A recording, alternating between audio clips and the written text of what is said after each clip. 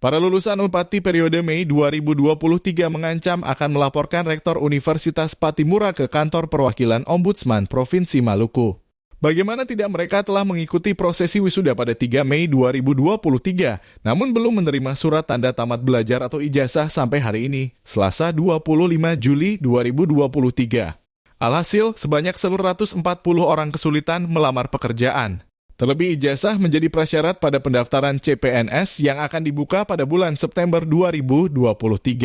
Sebab itu dia bersama rekan-rekannya akan melaporkan permasalahan ini ke Ombudsman jika dalam waktu dekat. Pihaknya juga mengancam akan membuat aksi demonstrasi besar-besaran.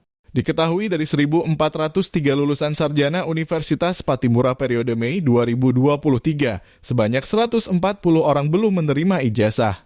Pasalnya nama-nama mereka belum diajukan pihak rektorat ke Kemenristek untuk memperoleh nomor ijazah nasional.